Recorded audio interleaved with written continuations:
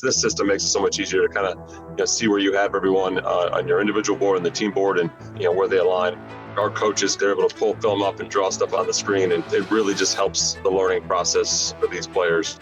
We can manipulate the way we want and then react to problems or situations. What does that remind you of? A quarterback. Crestron is the quarterback of the environment.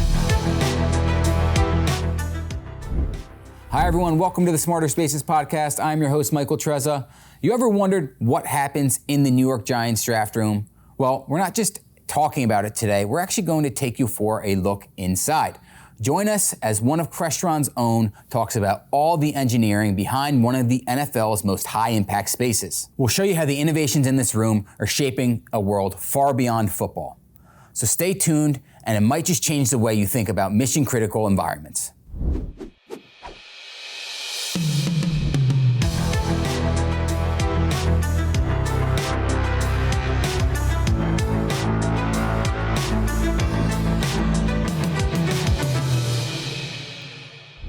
Hi everyone, welcome back to the Smarter Spaces podcast. We have a very special one in store for you today. We are live here in the Giants draft room, powered by Crestron Technology. Today I'm joined by Gary Spraker, Senior Solutions Engineer of Audio and Video here at Crestron. Gary, how you doing? I'm doing good. How are you? Awesome.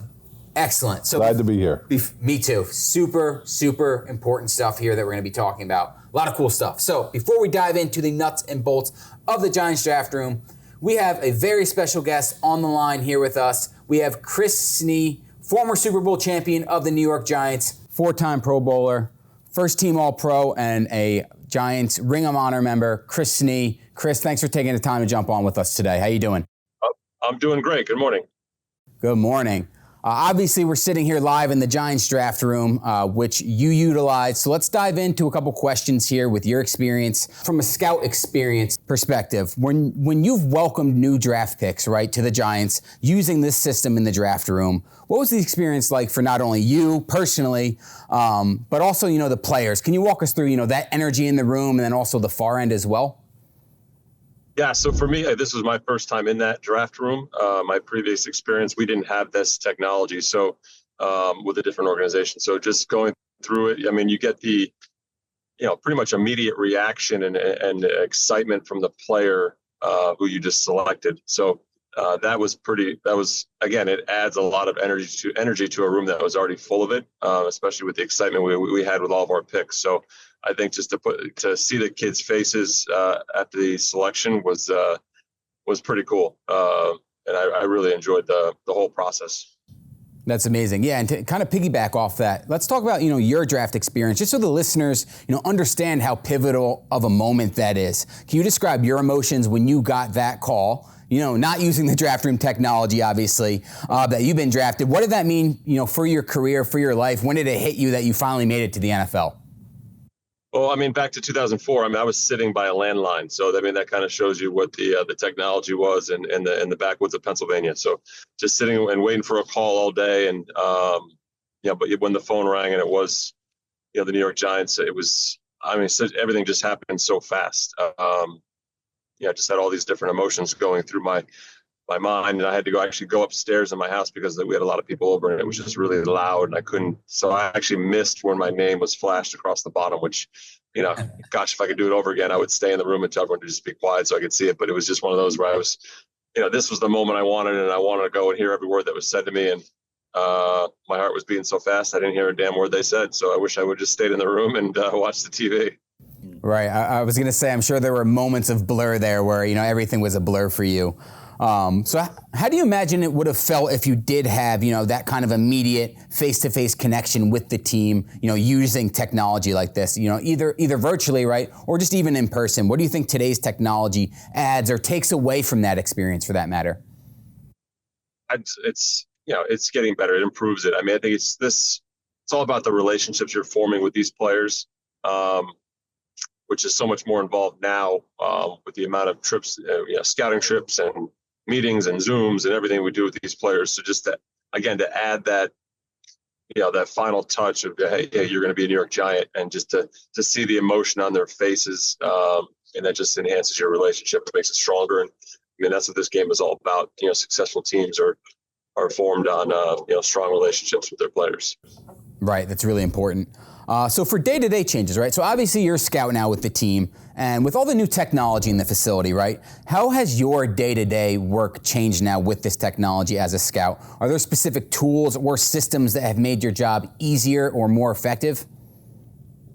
There is, and actually, yeah, because again, I'm just one full year into this, and Ty can attest. Like I have to constantly ask him to come over and help me with things. But I mean, for me, it just helps with the stacking and the sorting and the sequencing, and just being able to visualize. It's so much easier than a pen and paper. Which is I'm old school, so that's I have to get away from that. But this system makes it so much easier to kind of see where you have everyone on your individual board and the team board, and where they align, and then just then when it comes time to selection time, just the values that go with them. Right. So, we've been talking about the draft, right, and the usage of the draft. But let's move beyond the draft. Do you and your colleagues use this room for other types of collaboration or functions or decision-making in other areas outside the draft? Can you share some examples of how this space accommodates that? Yeah, I mean, that's essentially our personnel meeting room. So, when training camp starts here July 22nd, we'll be in there discussing the state of our roster, kind of going through the weekly who's performing well, who's not, kind of looking at the big picture and seeing what when the tough cuts had to be made, kind of where the players stack and where they rank. And then, in season, we'll have our weekly Friday meeting in there where we'll kind of go over the opponent of the week, guys available on the street, guys we want to work out, et cetera. So that room is constantly in use. And again, it's, the players have their team meeting room. That's our team meeting room. It's an open forum and, designed perfectly. Right. That collaboration is super important. Okay. So obviously, we've been talking about the draft, right? So when a player is drafted, they are now a rookie in the league. So how does technology play a role in helping them transition to life as a pro? Are there any tools or systems that stand out that's especially helpful for onboarding new players? Is that, meeting rooms with game day presentation, preparation, things like that?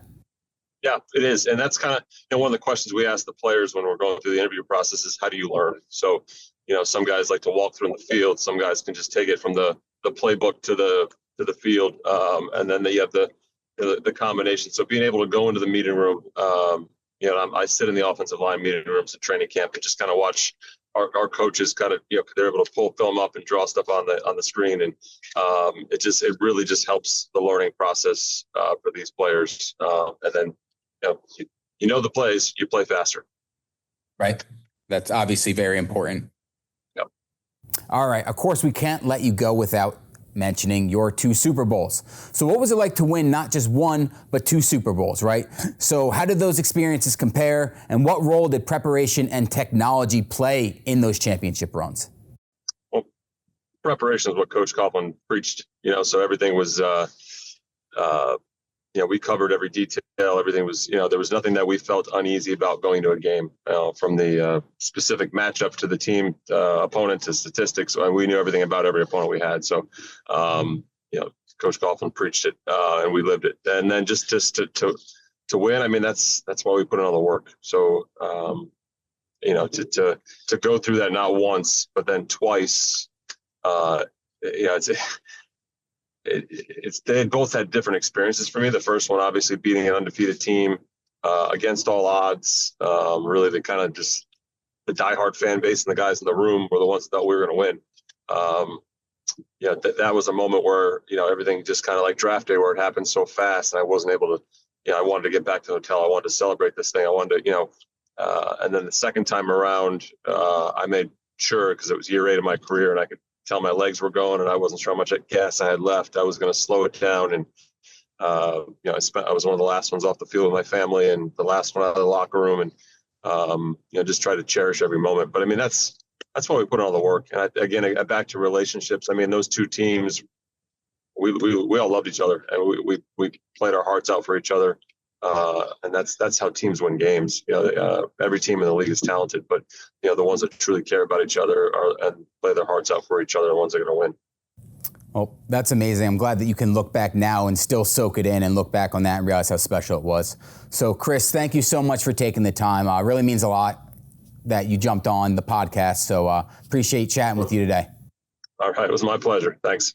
Thanks, Chris. That was really cool. right? He's awesome. That was so much fun. Yeah, it's interesting his role now with the team. Yeah, it is. It is Full circle. From a player to a scout. I mean, he brings all that experience to the table. Yeah. Yeah, it's Really cool. All right, so Gary, let's get into the nuts and bolts of the room here that we're sitting in. So, essential technology. What are some essential technologies that make a space like this work? Are there any nice to have features? It's all about communication, but the nice to have features when you're dealing with a room like this is you really want to make sure all of your video technologies are on the same platform and in the same family of resolutions. Right. Then it becomes an easier way or easier to manipulate. And that's what we're doing. We're manipulating all of this technology, the feeds, the endpoints to our want, our desire, our view. And this is a great room to show what's capable in that kind of world because it's all around us. Right. We're surrounded by the view, and it's impressive. Yeah, definitely. Super impressive. The room itself is easy to use, but behind the scenes, it's a lot of complex technology, right? Moving parts. So looking back at the initial design, has the scope changed at all from the initial design, the system schematics to the room that we're sitting in today? Well, it didn't really change that much other than, we started with a wide scope. We wanted full flexibility. We wanted to be able to change on the fly, change the position of the desks, change the emphasis of the room from one side of the room to another side of the room. All of that was achieved, and it was part of the original scope. Right. So what's hidden behind the covers under the hood, so to speak, is that capability that was part of the scope. Right. So you've been on record talking about this room quite frequently, and you've mentioned that, audio was the tough part when setting up a room like this. And we know that can be a challenge, right? Acoustics play a big role. So why is audio so challenging in a space like this? Well, audio is part of physics. You can't change the laws of physics. We can play with it. But, when you start talking about a room, and it can be as beautiful as this room is, if the audio sucks, it's a fail. Right. So from the beginning, you have to understand that acoustic is going to play into this. And what we do at Crestron is we're able to embed, de-embed, use multiple types of audio in our final video and conjoin all of that together. But, the design of the room does play a lot of how that audio is going to be the final result, what audio will be the final result. And if the room is wrong, the audio is going to be wrong. So that is part of the pre-planning, is part of what we can bring, into the initial meetings is, hey, that's not a good idea. You shouldn't have 20-foot ceilings and right. walls that are 20 feet away and without any treatments on them. It's just going to sound bad. Right. We can't fix bad. Right. Yeah. But we can emphasize good. Yeah, for sure. I mean, you could have a beautifully designed room, beautiful space, tons of cool stuff happening. If the audio is not good, the room's going to be a fail. You add mics into the equation because of unified communication, Zoom and team calls, and your problems compound. Right, for sure. So you've also been on record talking about USB challenges. You've brought up challenges with USB traffic. Can you talk a little bit about that? Well, in today's world, what happens when you have codec engines, the audio, the video, the cameras, they all have to ingest into said codec engine right. via USB. Now, that seems simple, but it's really complex. USB is not a forgiving technology when it comes to adapting, extending, what we call multi-pointing. Right. It's just not easy. And when you have multiple positions in the room that you want to connect and use as the codec or the codec engine, then that even adds more complexity to, the design. How do you do that? Right. They get calls all the time from dealers. How do we do this? But Crestron, we do it. Yeah, we can achieve that. So with your role with Crestron, obviously, you design a lot of systems. I'm sure you've designed systems for every which way, which system, every vertical. So with that being said, how does your team's experience with those government and courtroom designs, those high impact spaces in that realm, how did that impact your approach here with this room, and were there best practices or lessons learned?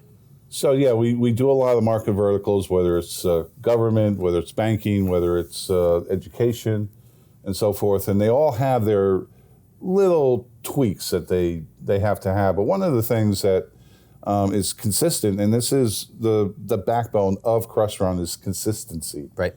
Is that in our product design, it's made with government certified military security spec. Everything is secure from the beginning to the end. So we take that as a given, and that's part of the overall benefit that you're going to get. But the other side of it is the flexibility, because the products are made with the ability to extend to all endpoints full Ethernet, secured Ethernet. I can go into it later as to what benefits that is, how that brings benefit to us and to the customer. But it is part of why Crestron is the leader in all these market verticals. Right. That's super important. So we've talked about some challenges, some unique challenges, right? In what ways did Crestron help overcome these unique challenges, right? Because we know a lot goes into designing a space like this. Well, I mean, the product and the way it's designed gives us a bag of tools that a lot of companies don't have. And we draw on those advantages and use them to the full extent as possible in a design. So as I mentioned about the Ethernet technology and capabilities to the endpoints. Right. I mean, we've been doing that since the early 2000s as far as video over IP. Before it even existed, basically, we were doing it. But Crestron is a control company. What is it that separates us is that we are able to control everything, even things outside the room, even things that are peripheral to the room, becomes part of the overall control. From day one, we have been about the control. When George Feldstein started, his first control system was for codec slide projectors. Right. And so he was doing a job for Shell Oil. And Shell Oil says, "Hey, this is great.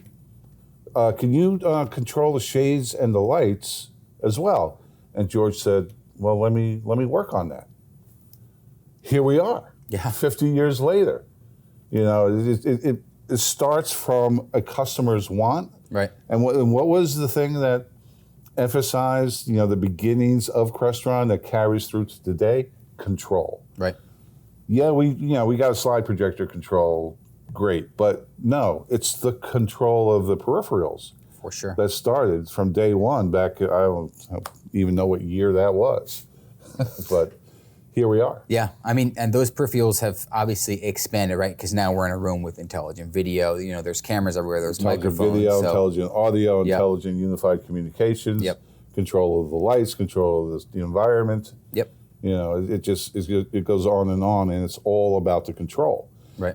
So we bring it, we control it. We're adaptable. We're flexible. We can change the way we want to go on a moment's notice, because we have the overall control of our environment. Right. We can manipulate the way we want and then react to problems or situations. Definitely. Reminds me of, what does that remind you of? A quarterback. Yeah. Crestron is the quarterback of the environment. Yeah, 100%. So, this environment, it's obviously a high stakes environment, high impact space. So I want to talk about some technology a little bit. And one of the components of that technology is low latency. Mm-hmm. So why is that so critical in a space like this? Are there scenarios where even a slight delay has a huge impact? I'm sure there are. When you get into low latency or high latency situations, things just fall out of sync. You're not going to transition nicely. You're going to get lip sync issues from audio being processed faster than video that needs to be processed. Yeah. And that's usually the cause of lip sync issues, is that we can't process the video as fast as the audio. Right. Or if we're using a different platform where we're doing some sort of streaming, like on H.264 versus, Ethernet, Right. Video over IP. And that inserts latency into the mix. And then when you switch from one to the other, it's a mess. So, Yeah. I mean, one of the benefits of digital media with Crestron is we've taken that and tried to eliminate it. We try to make it imperceptible Right.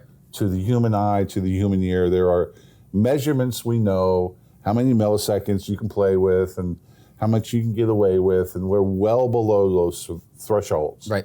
across the digital media line. Yeah. So, this is why we're even using gaming That's right. facilities Yep. now, and headquarters even. I can't say names, but, the whole headquarters, nothing but, Right. Crestron. Yeah. Because our latency is like zero. Yeah. It's, of course, not zero. There's always Right. a measurement. Imperceptible. Yeah. But, in the realm of the way humans react to, Right. we're analog. Yeah. Right. So we see the color, we hear Yep. everything, but from our perceptions, it becomes crystal clear, perfect. Yeah. But in key decision-making spaces like this, it's more important than ever, right? You can't have delays or latency, when you're picking a player and getting it down to the, to the commissioner. That, to and people. also you want to see the detail, you want to see the graphs, you want Right. to see the play, you want to see the things that people miss. Right. I mean, the thing about scouts like Chris is that they can see things beyond or on the other side of what we saw. Right. He can see how somebody moves, and he can Right. A lot more read to it. so much more Yeah. into it. But if it's a blur, then it doesn't do you any good. Yep. And that's one of the other things that NVX and that's so prominent in a room like this is fast motion video. Right. NVX is Really important. extremely Especially for good sports. for sports viewing. Yep. All that fast motion video is exactly the way it should be. Yep. Exactly how you would see it with a human eye. Right. Okay. So we've been talking about, behind the scenes, a lot of complex technologies. The room itself is simple to use, but there's obviously a lot going on to make a space like this happen. So did we specify or integrate any third-party solutions? And if so, why did we choose, those manufacturing partners? So when it comes to third-party manufacturers coming into a room like this, what we're looking at is we want to have manufacturers that are already partners with us. Right. Whether it's Crestron Connected, where we've actually embedded some of our firmware into their product, or it's a projector or a monitor technology or whatever, where we have the control drivers. Right. When we're controlling with RS-232, IR, whether it's through IP, we own it when we have the driver.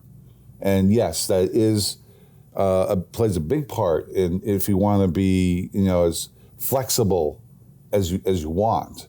We want those drivers. We want to have complete control of that device, and that goes for audio equipment, video equipment, unified communications. Right. Everything, even the lights and shades. Right. Basically that's what we do. We're a control company. Yeah, of course. And, there's a lot of displays in this room. Yes, So there are. it's important to have that partnership. Audio processing, things like that are big as well. So pre-design component, right? How important is it to bring these manufacturers into the process early on? It's extremely important. It will save you so many headaches. The worst thing that ever happens is when you have a whole room designed and you're forced to try to make something work that there is no control for. Right. Not everything is controllable if it was designed, if that product was designed not to be controlled. Right. That's a standalone product. And so many times we get stuck in situations where we're asked to control stuff that was designed not to be controlled. Right. All right. So we have our tricks, we have our ways and everything. We get control of something, and we can make it work, but it's hard. It's labor intensive. What you want to be able to do is bring to a customer an easy solution that's consistent. Right. And that's why third-party control is important. and who we control is important. Right. And no one has more control options than Crestron. Interesting. So, that obviously adds flexibility, which this room is very flexible, and that flexibility is impressive. So, the footprint can change thanks to cabling under a raised flooring, to my understanding. Right. How does that work? So, it's all about the endpoint. And we have developed systems that we use existing technology, existing infrastructure. As a matter of fact, common, easy to use infrastructure. A basic Cat3 cable is all we need. All right, and we can take it anywhere in this room because it's a raised floor. Okay. So we can make and change the number of endpoints. Right. Remember, when we say an endpoint, we're talking about control, and we're talking about Ethernet, audio, video, and USB. Right. All on a single Cat cable. Right. I call it a pipe. Yeah. This pipe has multiple technologies. And one of the secrets to digital media is, and NVX and so forth, is that we're taking these technologies and we're streaming them as separate streams. Sure. So that's huge. Yeah. Because now we can use them in different ways at the endpoint. Yeah.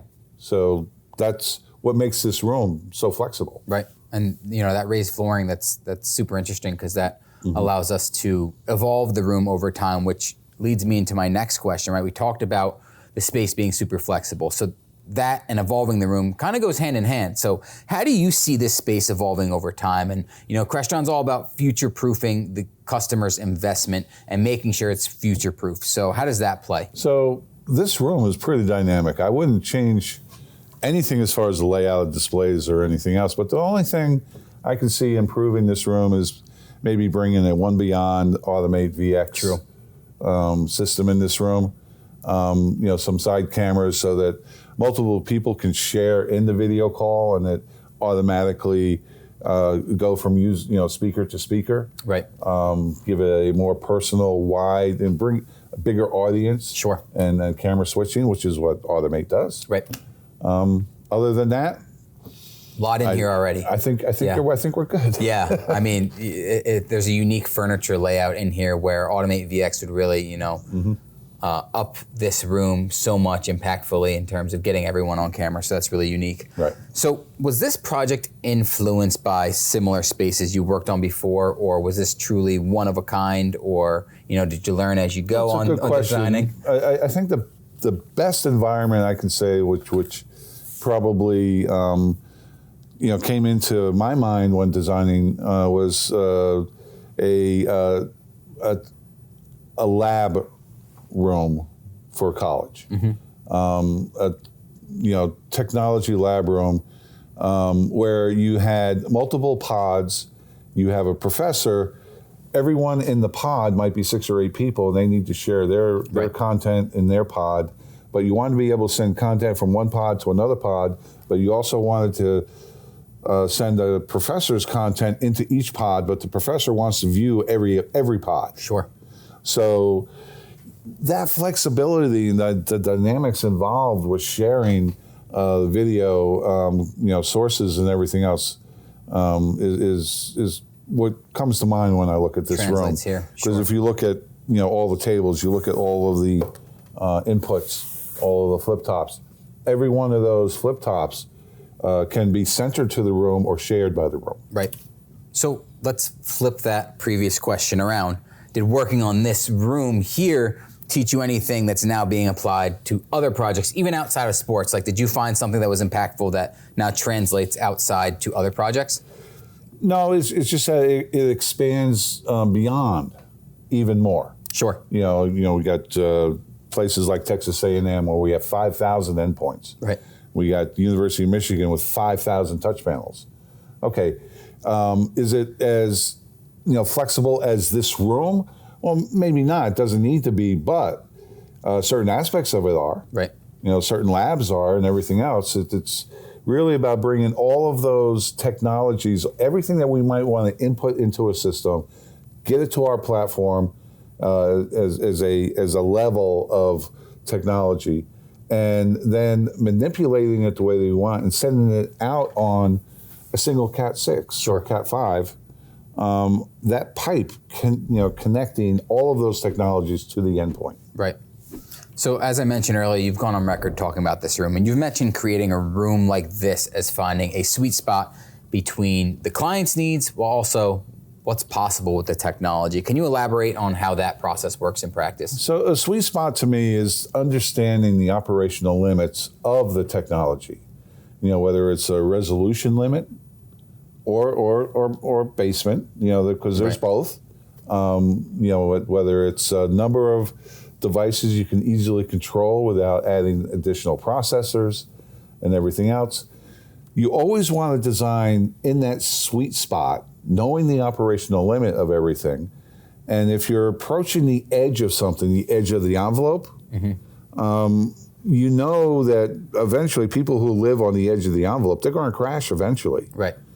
It's just like your computer just running too hot all the time. Sure. We want it to run cold. All right. We want it to be sweet. We want it to always be consistent and working. And that's also part of the benefit of Crestron, because we are, our product is designed to work 24/7. It's industrial. Commercial grade. It's commercial grade. Yep. It's a 15-year product. It's not a 3-year product. Sure. So. Definitely. I want to talk a bit about the discovery process. So, before this room was here, obviously, blank room, right? Are there certain questions during discovery that Crestron asks to make sure that they're designing exactly what is needed? So, a good dealer is going to know how to ask these questions to pull these things out from a client. Some clients don't know what they want. It's a major component, sure. So, it does come into the gazintas and the gazaltas, the numbers, the number game of everything else. But when you sit down, we take some of our experience from other type rooms and we fold that in even without the customer asking sometimes, because we know that's what they're going to do. They're going to use the room for, and how they would appreciate their use. So that this is a play that all Crestron dealers go through. Sure. Is in the development process and the pre-bid process. Right. It's knowing how to translate the language sometimes. Sure. The technology can be complex to a non-technical person. Right. And how do you translate that and make it easy? Yeah. Words like gazinta and gazalta, come on, yeah. It's the same thing. Yeah. And I think you mentioned something super important, and that's that sometimes the clients don't know what they want necessarily. So the good integrators ask those questions that bring those ideas out, and they go, oh, wow, that's actually something that's really important that we would love to have. So I think that's a major key. Now, is Crestron typically involved from day one on a project like this, or do they come in later? How does the timing kind of work in this scenario? The earlier, the better. Sure. But, a lot of times we're somewhere in the middle near the end. Right. But we should be in the front of this, whether it's lighting, whether it's shades. We want to impact, we want to control infrastructure. Sure. We can make the infrastructure easy, but you still have to have it. Right. And we can maximize or even value add and cost manage your infrastructure. Sure. But you have to do it at the beginning. Right. So for clients who choose Crestron for these high impact spaces, these mission critical spaces for big events like the draft, how important are some of the biggest advantages of this room, like reliability, depth of expertise, or cross industry knowledge for other clients? What's the biggest advantage here? It's about bringing everything to the table: our consistency, our reliability. Sure. When we look at high impact jobs and everything else, they never want to have to worry about something glitching. Right. When you're in the middle of something really strenuous and really important, the last thing you want to see is a glitch. Yep. I mean, one of the products I did was NASA Launch Center. Can you imagine it glitching right at takeoff? 10, 9, down to 2 or 1. Yeah, you missed 5 seconds. No, that's not allowed. Yeah. So if in those mission critical situations, and this is why we're so heavy in government and defense and everything else. It's Crestron. Yeah, and the room functioning properly should be the last thing people need to worry about in those environments. Super important. So for listeners considering similar spaces, what emerging technologies such as, intelligent video or AI-driven analytics should they be thinking about to future-proof their investment? So technology is pretty much moving into the direction of everything over IP, audio over IP, right. video over IP, control over IP. And Crestron is, leading the charge. Right. With all the devices that we make, that's pretty much can be classified in that direction. But one other thing to also think about is that, what you're seeing a lot of is wireless control. Sure. Or gateway control into IP. Right. So, once again, it's about infrastructure, but there's less infrastructure now and more AI involved with auto generation of GUIs, graphic user interfaces. Sure. You add that into the mix. What you have are standards that are elevated, and then right. the package becomes standard, and then right. you elevate that a little bit more, and then you have a new package standard. Right. That's the history of technology and advancements. Sure, revolving door, right? What used to be complex is now simple, and then the next thing is the right. new complexity until it's not. Of course, now when everything is IP controlled or IP sure. linked, now you have the advantage of cloud services, right? Which is what XIO Cloud. Sure. So it evolves naturally, and Crestron is there. Evolving with right. the world as it advances. Of course. Really good point. Awesome. Well, Gary, this has been an awesome conversation. So cool to be in this room talking about it. Yeah, this is a lot of sitting fun. Here talking about it. Another thanks again to Chris Snee for joining us. Really, really good chatting with him.